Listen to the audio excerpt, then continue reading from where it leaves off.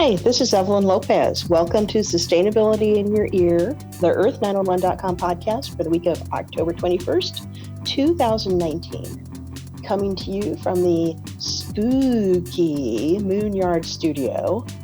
Are you ready for a green Halloween this year? We're going to talk about we're going to talk about upcycling, making smart choices with our decorations, costumes, and candy, or maybe not candy. We're here to talk about the spookiest holiday of the year. Welcome, Mitch Ratcliffe, our Earth911 publisher. Mitch, where are you at today? Oh, I'm calling from my home office and hard at work. Is it spooky there? Is it spooky? Well, I'm wearing a sheet over my head, and I've got the holes cut out, and I'm staring at my screen in order to scare the children. Unfortunately, my children are in their 20s, so it's not really going to be all that effective. Oh, we also have our Earth911 writer, Sarah Lozanova. Sarah, where are you today? I'm in Mid-Coast, Maine, and it's kind of spooky here. The leaves are off the trees. We've had a full moon recently. Now, is fall ending early for you? Because it is certainly turning to very wintry weather here in the Northwest. Oh, wow. I'd say it's about average here. It got down below freezing last night. Oh, okay. Well, yeah, we've hit 34 on one morning, so it feels like a cold winter ahead. Mm-hmm. Yeah, I'm afraid that's true. It does not bode well for those of us who are not keen on snow. But before we get to snow, we've got Halloween. So let's talk about, we have a couple of really great stories up on the Earth911 website. But let's start out by talking about Halloween costumes, eco-friendly Halloween costumes. Well, so we have a great story from Gemma Alexander. It's one from the archive from last year, and she looked into how to buy or make your own sustainable Halloween costume. And a lot of the things that we're familiar with from our own childhoods, like those plastic costumes you could buy in a package and put on and then strip off and never wear again. Although you always tried to preserve them, but they never were preservable and play with them later. These are things of the past, but now you've got a lot more textiles in the market, and these textiles tend to be made with plastics. Various forms of petroleum-based textiles are out there, and they shed microplastics. So there's a couple of things, not only being recyclable, but being sustainable. Is this good for the environment? So if you're looking for a good product, you want to look for eco-friendly fibers or fabrics, which can be organic cotton, wool is a good one, as well as recovered plastics turned into a plastic-based textile. So like a fleece or something like that. But you want to be careful about making these choices because if you're using non-organic cotton, there's a great deal of pesticide used in doing that. There's a lot of choices to dig into and look at. So it's a time to be reading labels and thinking carefully about what it is that you can purchase at a store for your children's costume. And if not, an even better idea is to start making something from a recovered product around the house. So maybe in a good example in the article is a T-shirt can be turned into a ninja mask. You stretch it, you tear the eye holes out, and it looks like a ninja mask. The kids will be happy with it. You might want to dye it black if it isn't black already. But there are a lot of those kinds of choices, as well as what the props that they carry are, including the swords or the shield if they're Captain America. If they're a vampire, the teeth that you put in, those are plastic. They are not going to break down. They're also something that you need to be careful to, give a good brushing in order to protect your children's health if they've been used in the past. So a lot of choices here, and you always want to think in terms of picking a product or picking a costume that's going to last and that will be safe for your kids. So we would urge you to avoid things like capes or any other choking hazard as well. And so think across a lot of different vectors of concerns with both the environment and safety when picking a Halloween. Yeah. One thing that can be a big safety issue is masks, especially if kids are going out at night.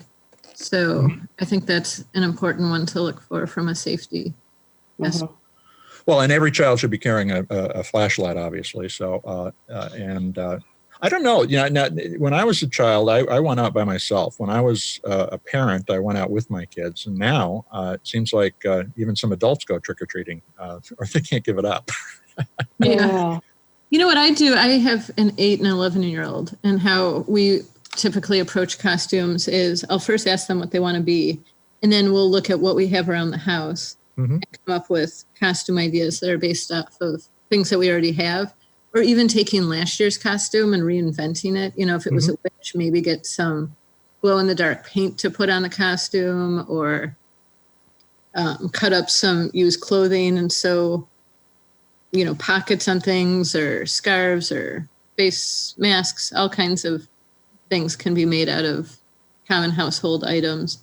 And also going to Goodwill or an Army or a thrift store, you can often get like a base idea for a costume and then make props from there. A lot of times we'll make props out of like paper mache, or we'll take toys that they have at home. Like my son is thinking about using a wood sword that he has as a toy with his costume this year, which is great, because then I don't, you know, otherwise he would want to get one of those plastic, you know, semi-disposable. So it's a great way to reduce waste. Well, if you want to pick a material that's made from recovered plastics, Unify is a company that makes textiles, and they make Repreve, REPREVE,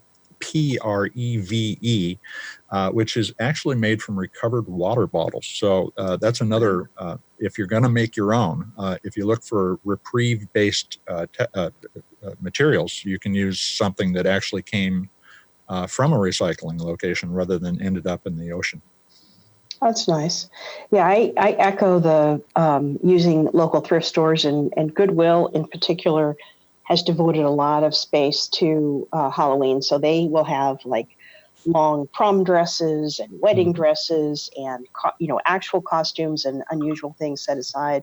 And I think that can be a great source of creativity for both for the kids and also for the parents. I haven't seen too many adults trick-or-treating, but what I've noticed is that the parents who are going out with small children often will be wearing a mask or some costume as well.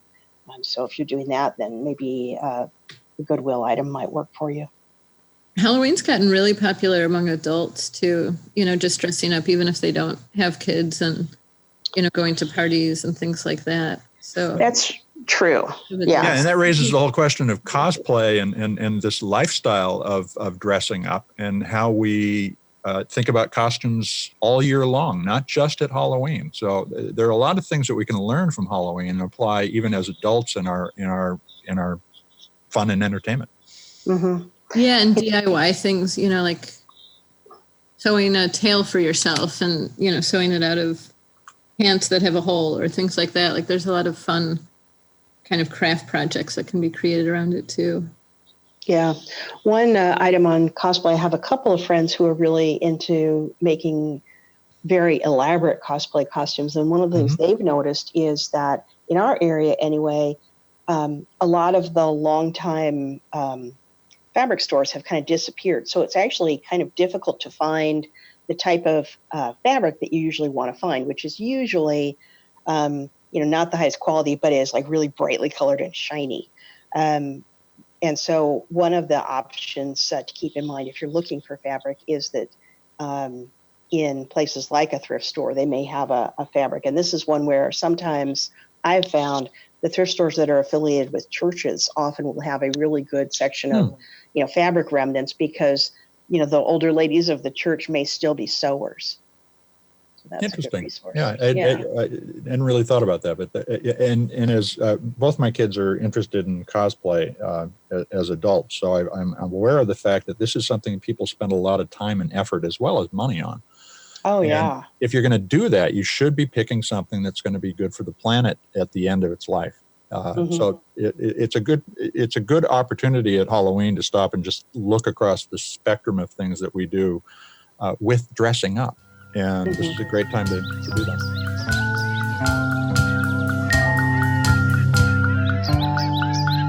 Well, what about decorations, moving from costumes? What about household decorations? We've got a article that we took a look at, it was from 2017 about 5 easy eco-friendly Halloween decorations.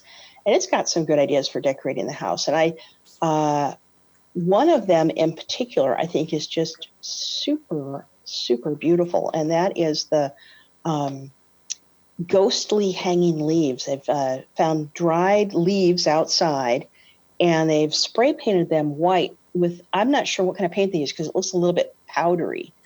And in this, they actually then use black Sharpie to make ghost faces on the white leaves, and they'll string them up. But I think the white leaves alone are just really beautiful. I think I would like to do something like that.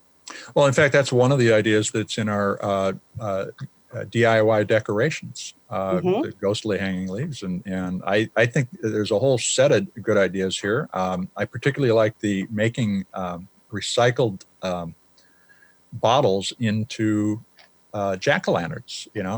It's fun. You don't have to cut up a pumpkin and get all that mess, but you give the kids a couple of markers and fill the bottle with some orange sand, or paint the inside if you don't have sand, and it makes a great decoration.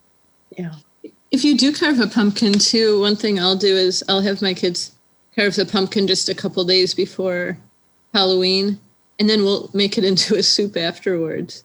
Nice. Like if you don't use, it depends on what kinds of candles you use and the markers and things like that. But we usually avoid using markers and then have a natural candle in the bottom. And then you can actually eat your pumpkin, so it's less waste. That's no food waste. idea. Halloween's are a good idea. Yeah. I like the spooky terrariums in that green Halloween decorations article as well. Yeah, I think those are really nice. Yeah, what these are, they're a small dish with moss or some kind of ground cover, and for instance, in one case, a rock with a rest in peace set in it, looking like a cemetery. You can do all sorts of things with the small figures as well if you have them. Yeah, if you have like some little action toys, that could be really fun to play with.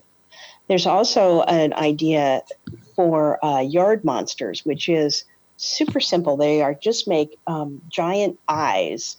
In this case, they were painting some cardboard white, but I think you could also use scrap white paper and, fill in cut out a round eyeball and then maybe a black center of the eye, like googly eyes. And you attach them onto your trees or shrubs. So it looks like there's a giant monster peering out of your yard. Yeah, you can do other things too. If you have the hand that you use for artists to look at the articulation of the hand, you can put that in there as well, so it looks like there's a hand reaching out from behind the eyes. Oh, that's a really good idea. Yeah, I think I'll definitely try that. So there's a lot of fun things you can do, both to get ready for Halloween, the costumes for the yard, but what about what we hand out? Because that, of course, is not good for us just for fun, and it's also a $2.6 billion a year industry dedicated to giving us cavities. Yeah. So what should we be doing? I mean, in fact, we were looking at last year. We have a story about this as well. Mars, the largest confectioner in the world, is in the 62nd percentile amongst food companies across all the things that they do for the environment, for social responsibility. Nestle ranks in the 95th percentile, and that's despite some of the things that they have been involved with over the past many decades, including using genetically modified ingredients in and being involved in the Sudanese war. Thinking about what we buy and where we buy it is important at this time of the year, not just Halloween, but as we go into the holidays as well. And candy is something that we might want to think about replacing as what we hand out. What do you guys, Sarah, what do you hand out? We actually don't have enough children coming to our house anymore that Halloween matters to us. Yeah, what I did last year is I actually went through my kids' books and found, and I had also saved some of their old books, and I gave out children's books to the trick-or-treaters and let the older kids pick, or the parents of younger children pick which book they wanted. I've also given out, since I live in a co-housing community, we know each other. So I've made homemade goodies too, but that might not be such a great idea in certain neighborhoods if there's not that level of trust. Some of our neighbors also give out things like erasers or pencils or stickers. That kind of stuff can be fun. Maybe bouncy balls. Yeah, we have an article on that just came out from Patty Roth, and she suggests seeds, pencils, activity sheets, which I hadn't thought of before, Play-Doh, and you can get 36 3-ounce Play-Doh packs for $24. So a party pack with 15 is $6, and that's, you know, these little Play-Doh cans could be something that you hand out. The suggestion of money is also in the article, although I don't really think that's so great, and crayons. And you can also get 144 small 4-pack crayon packs for about $27. So 144 of those is enough to cover all the trick-or-treaters that come to my house for 2 or 3 decades. Yeah, I get neighborhood kids coming to our house, but it's hard to predict how many. There are more children now. I live in a neighborhood where the houses were built in the mid-'60s. And so what has happened is the original owners are now retired, and they may be selling their places, and the next generation of young families is coming in. So we do finally have some small children on our street, but it's hard to know how many kids might come by the house. So I'm a little hesitant to do the Play-Doh or crayons, because I don't want to get stuck with 30 little jars of Play-Doh, although I could probably figure out You probably donate them to a school or to or a daycare church or something. Yeah, I think I probably could. But so I do tend to just buy the chocolate candy, and then whatever's left over, I either bring it into the office, or there's a couple of food pantries that would take your leftover candies. Well, oh, sorry, go ahead. Oh, I was going to say, I do think about the fact of all of those candy wrappers, though. So, I would be really open to finding something that I could give out that was a better option. Well, so the food waste, it's a common topic on the show. Getting too much candy is certainly a bad idea, and then if you eat it, it's bad for you. But you also raised the wrapper question, and Sarah mentioned it a moment ago as well. So the FDA, the Food and Drug Administration, advises parents not to let children eat candy that isn't commercially wrapped. But thinking about commercially wrapped stuff, packaging is the big problem we have as a society. And it's a good idea to actually consider, breaking it down into either smaller packages that are hand wrapped, and there are a lot of ways to do that can be sustainable, using furoshiki, for instance, instead of plastic wrap or paper or any kind of container. And Sarah also mentioned the concern that kind of a handout, a Halloween gift, is potentially dangerous. But there's actually only one documented case of a drugged or poisoned Halloween candy, and it involved a California dentist in 1959 who handed out laxatives. Otherwise, that doesn't seem to be a real problem. And it's this pervasive myth. I mean, we've actually seen on local news.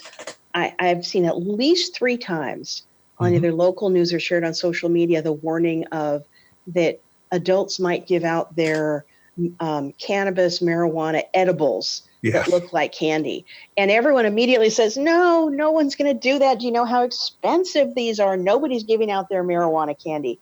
But every year we see that same story. So I think for the parents, there is an anxiety about, boy, if I don't know the person, in Sarah's situation, they know each other. If I don't know the person, I'm probably not going to feel too comfortable with my kid eating a homemade popcorn ball or something like that. Okay, but let's think about what that narrative is trying to justify. And it is the single use packaging that it's trying to justify. And it's interesting. I just started a book by Robert Shiller, the Nobel economist, on narrative economics. And it's about how we tell stories to create the impression of value or risk or whatever in society. And there's lots of examples of that. And we're talking about one right now. This notion that, people are going to hand out, in the case of cannabis candies, they would eat the cannabis candies if they could bought them, right? Mm-hmm. And Yes. there's just no reason for thinking about that as a risk. It would be like someone saying, oh, there's a risk someone might hand you a gold coin. And it's like, yeah, exactly. It's not going to happen. And the other thing, where the person lives, you know what I mean? So it would be quite odd, I think, to hand something out from your house. You know what I mean? And as a parent, I would go up to the door with my kids and watch what was being handed to them. And if there was something I was concerned about, and when I was a kid, it wasn't they're going to hand you cannabis. It was like razor blades and candy and stuff like that. Yeah. But it was the same urban myth. And it was all in support of this idea that everything should be individually wrapped. And as I think about this and reading this book recently has made me recognize these narratives all around. This is an unsustainable narrative, one that has been propagated probably by the candy industry more than anybody else, and supported by the media, who tend to thrive on scaring people rather than talking reasonably about what might actually be going on around us. Mm-hmm. It also necessitates buying commercialized food too, instead of homemade foods, which have such a rich, it's such a way to me, it's a much more meaningful treat if somebody actually made it themselves. Yeah, exactly. And to feel like you've got this neighbors who care in that way. And if you're walking with your children, that's an opportunity to connect with people, not to be separated. It's funny because I don't really hear these narratives around bake sales. But there's somebody setting up a table, and a lot of times it's hard to even know what organization it is. And it doesn't seem like there's nearly the concern around bake sales, but it's a simple concept. Yeah. Although I have to say, I'm always a little bit careful about bake sales and potlucks. If I don't know the person and sort of, how they keep their kitchen, I usually pass on eating their food. But that's a health, like a cleanliness issue rather than a distrust issue. Exactly. And we have to learn how to trust each other if we're going to pull together to solve a lot of the problems we're facing right now. That's true. And weirdly, we're talking about this on a Halloween episode.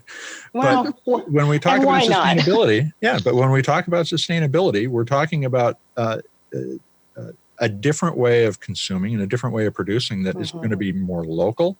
It's going to be because you don't have to move everything all over the place and halfway around the world for us to eat one kind of a product at one time of the year. And many of our holidays are designed precisely to trigger consumption. And that's not to knock all the holidays. It's just let's just recognize it, and move on, but move on in a way that allows us to do it in an earth-friendly manner. Mm-hmm. One thing I think is amazing about Halloween is how you basically knock on strangers' doors throughout your neighborhood. And I think it's a great concept. Like, it's a wonderful way to meet the neighbors and things like that. And I think what you're talking about, Mitch, is just more of a sustainable lifestyle, but knowing neighbors and, forming collaborations with neighbors can also be another way to live a greener lifestyle. And if you've started those collaborations, those create resilience in the community that allow us to have a safe Halloween with all of the worries. Mm-hmm. And so it doesn't have to start with Halloween, but Halloween can benefit from it, or you could use getting people together to make sure that everybody is on the same page about what we're going to share. And Judy down the street is going to make Rice Krispie treats, and that's going to be okay. Mm-hmm. And hopefully she doesn't wrap it in plastic. Then all of the better. And a little bit of coordination is the beginning of the dialogue that creates local communities. Yeah, I think those are really good points. I'm going to think about the non-candy options. I love the one of handing out flower seeds. Yeah. Or vegetable seeds. I think that's great.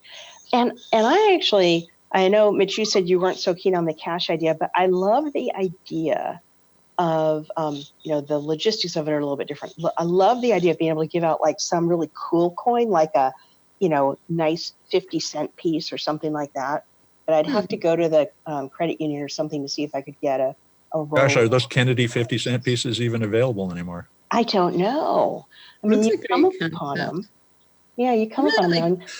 But that's different. Yeah. So you're making the point of selecting the coin so that it is memorable rather than just the fact it's money. Yeah. Mhm. Oh, yeah. Because I think that you need something to make the kids sort of think, ooh, that's really great.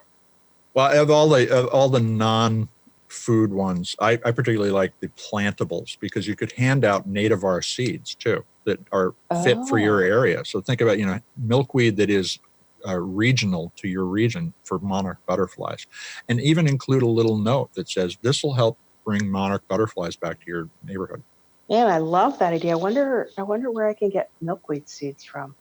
Oh, all over the place. Ed Hume Seeds up here in the Northwest has excellent nativar milkweeds. Okay. Interesting. Okay, I'm going to do some thinking about that. Or give out flower bulbs. Now is a good time for planting bulbs.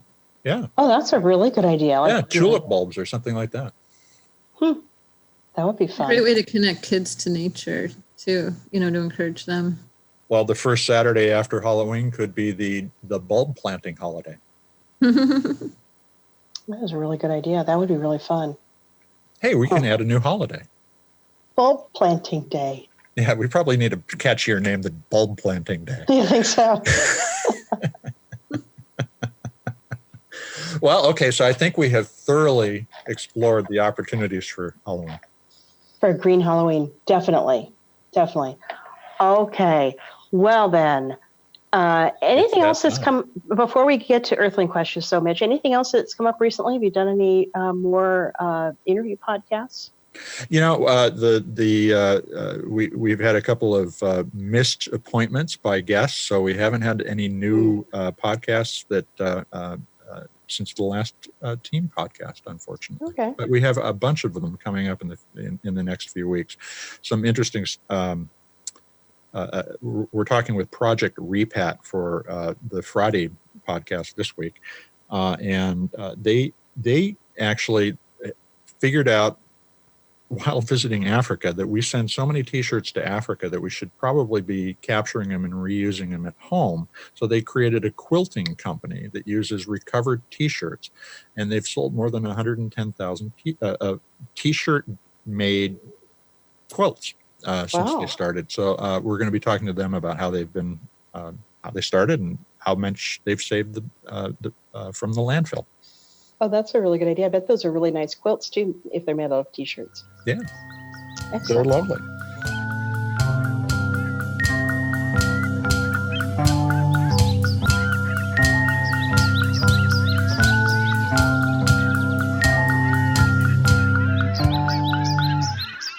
Well, let's turn to some Earthling questions this week.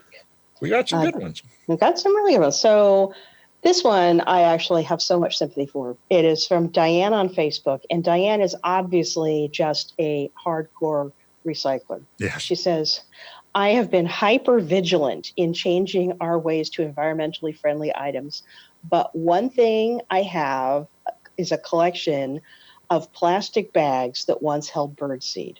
Mm-hmm. If I'm being honest, probably 100 of these number 7 bags of varying sizes. I recently found a place that provides birdseed in paper bags, so that's good for the future. But, do you have any idea of what I can do with these 100 or so bags? I feel horrible, but number 7 can't be put in our store's recycle bins, only number 2 and number 4 plastic bags. So any suggestions are helpful. Also, they're not clean and they're ripped, so they can't really be reused. So this is a question that raises a number of different issues, all of which people need to be aware of as they just think about their general choices. And by moving towards paper bagged seeds, Diane's doing the right thing, because the plastic is problematic. And then there's a couple of issues about the plastics itself. So let's break it down. Okay. First off, number 7 plastic is a catch-all category for a wide range of more recently invented forms of plastic, so including bioplastic, which is compostable. It's called PLA, and there are a variety of different types of number 7 plastic. There isn't one kind of number 7 plastic. Unfortunately, most recycling programs right now don't handle anything beyond plastic number 3.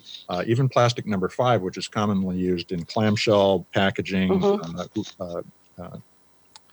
produce packaging and other things like that, is not accepted in most places. And that's a big issue just if you're shopping generally. So watching out for the kind of plastic you pick when you purchase something is important. Number 1, 2, and 3 are widely recycled. And even 3 is sometimes challenging to get handled these days because of the changes in the recycling industry after the Chinese ban. Yeah. And we're still kind of digesting all that. So what do you do with 100 plastic bags, number 7 plastic bags, that are kind of ripped and birdseed leaves a sheen of dust that just never Yeah. Yeah, that very unfortunately, that really makes it dust. unrecyclable. So what you need to do is move to the paper bags, as Diane did, and try to avoid purchasing these. Now, I have 7 bird feeders in my yard, and so I buy a lot of bird seed. I tend to buy bird seed in the largest paper bags I can, or I buy them in the plastic buckets, which I know I can get recycled, or at least we can reuse. And that's how I have solved that problem myself. Now, you can't clean this material and then have it recycled because it's well, first off, it's not recyclable in many locations, but it is contaminated, and that contamination can interfere with the successful capture of the other number 7 plastics if somebody is able to do that. Yeah. That you have. So switch to paper bags. It's a throwaway, basically. Unfortunately, it is, and it's a throwaway that, if it is made of a bioplastic, could be compostable. So that is and unfortunately, that distinction isn't made by the label. So this is a lack of visibility or clarity for the consumer, combined with just the impractical elements of how you package birdseed. So let me ask you your opinion on this, Mitch. Would you then, and at first I'll say this, Diane, I think you've done a great job. And absolutely. Sometimes, congratulations. Sometimes the only thing you can do at the end of the day is decide, unfortunately, this has to go in the trash. So then your next question is, how do I put it in the trash? And so what would you do, Mitch? Would you squish them all together and put them in the largest of the plastic bags, tie it down so that you minimize your bits of plastic bag getting loose? Or would you do something different? I would do that. And here's why. Anything that's in a plastic bag is seen as potential contamination and pulled out of the waste stream as early in the process as possible. So you are going to isolate your stuff from all the other materials if you put it into the trash by putting it in that bag. And a lot of the materials recovery facilities, the MRFs is what they're called in the industry, MRFs, sort through everything. So you sort your stuff at the curbside, and then they dump it all together, and then they sort through all of it. Even though you might have sorted it and it's clean and dry, it gets mixed up with stuff that's not. And so bagging it actually identifies it as something that should be pulled out. Yeah, that's what I would do. I would get the largest intact of the bags and stuff all of the other bags into it.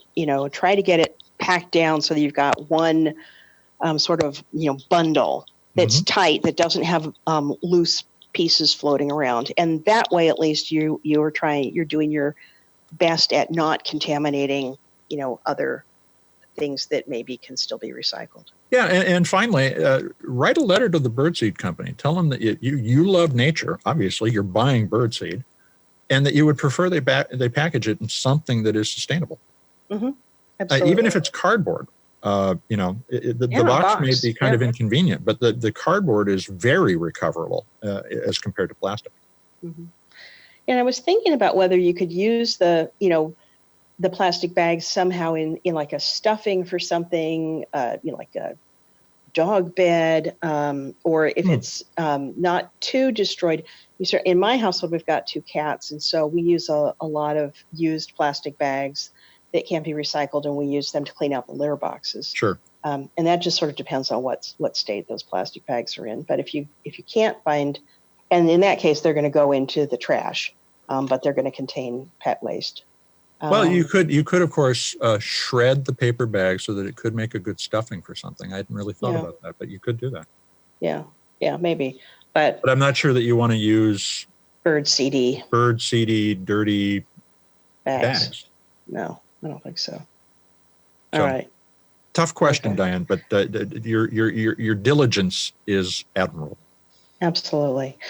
So Dawn on Facebook, looks like we're getting a lot of questions on our Facebook page, which is really nice. Yeah, we get them every day now. Great. Dawn says, I have a single-use replacement battery from ADT Security to recycle. Where can I take this? So, these batteries are unless they're in some strange form factor, such as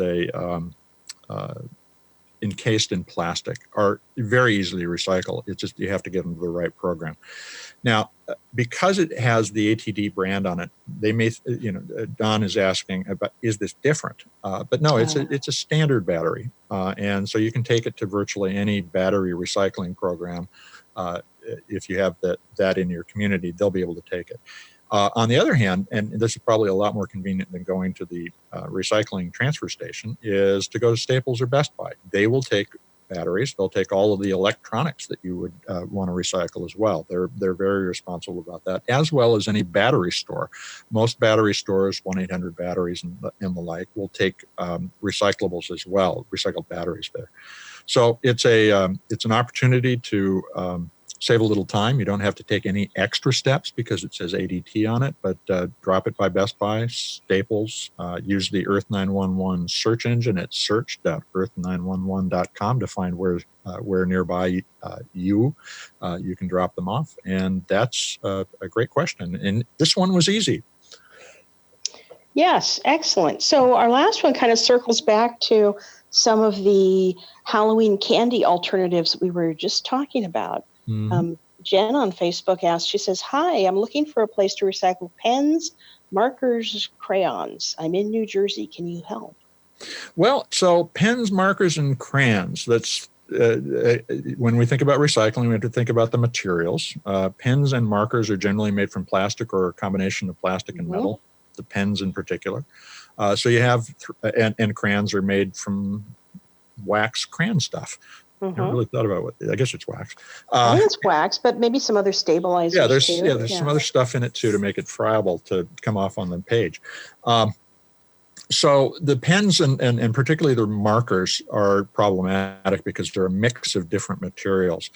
And most recyclers don't break them down. They don't disassemble what they get. So they will toss a lot of that stuff directly into the landfill. But there are options, where the company will take it and actually separate the cover of the body of the marker from the felt interior and then empty and clean the ink out so that the plastic can be recovered. The felt may or may not be recoverable and may be thrown away, but at least the plastic portion of the marker could be recovered. Mm-hmm. And likewise with crayons, there are programs, but I would actually suggest people donate crayons, whether it's to a nearby play school or to a school or a church where they could use the crayons in their classes. But for the pens and the markers, I would suggest going to Terracycle. Terracycle offers, if you're not familiar with them, they're doing a lot of incredible work in trying to identify specialty areas of recycling and then actually collect and disassemble the components of things like pens, pencils, or pens and markers. And they have the Terracycle Office Zero Waste Box. Now, this is designed so that your office can drop stuff in, and then you pack it up and send it to Terracycle, and they take everything apart and recycle all the components individually. So it's responsibly done. It's a little expensive. They have a small box, which I would say, is roughly the size of a banker box and a half, or maybe 2 banker boxes in size. And a home might take years to fill this up. Mm-hmm. But if you have a place, or maybe you have a group of friends who get together and all your markers go in, you could fill one of these boxes fairly quickly. Small box is expensive. It's $127. But if you could put it, probably 500 to 1,000 pens or markers into this thing, and if they're responsibly recycled, you've made a big difference. Mm-hmm. So, and then they make large boxes, which are about the size of a waist high and 2 feet by 3 feet that would take years to fill for most places if you're not in office. And that's up to $315. But what you're paying for there is the return and disassembly of the materials into something that can be reused. So Terracycle is a great option if you're concerned about that. If you can't do that, the local options are really not all that great. I would look at potentially pulling the marker, the felt out of the marker. You can't do that with a Sharpie effectively, but if you could do it with a marking pen, it may be worth it. And then send the plastic through as a separate plastic. And that would go in any plastic container that it comes to your home. So curbside, or whether you drop it off at the transfer station. Mm-hmm. Well, that's good advice. I find the Terracycle office zero waste box quite intriguing, even for home use, because I could have it in an area of our home office where we just, toss stuff in it until it's filled. I think that's I have 5 bins, paper, plastic, metal. Actually, I have metal and electronics in another bin, and then I've got the bin that I don't really know what to do with it, and then I look at it later. Because a lot of the times, this is the other thing about recycling on a consistent basis, and Diane earlier is an example of this. She's thinking about all these steps all the time. But if you're in the middle of a lot of intense work and a pen runs out, it's nice to have a place to just toss it. Exactly. Because otherwise I'm just going to toss it in the trash can. Exactly. Yeah. And so convenience is what we're really trying to make recycling be, or convenient is what we want to make recycling. And it's not easy today. We're about to enter, I think, as you look at the rising tide of awareness of what's going on with the climate, an era in which people will be offered a lot more assistance with handling the materials that they get. Yeah, I think so too. Well, and on that sort of hopeful note, let's wrap up. It's a good way to wrap up a Halloween episode. We started with death and mayhem, and now we're at hope and happiness. A little bit of hope for the future. So, best wishes to everyone for a great green Halloween. Thanks for listening. We hope you will tune in for all of our conversations. You can send us your feedback or questions to feedback@earth911.com. And you can always find us on iTunes, SoundCloud, Spreaker, iHeartRadio, YouTube, and where I always go, the earth911.com website. We'll see you next time. Take care, everybody.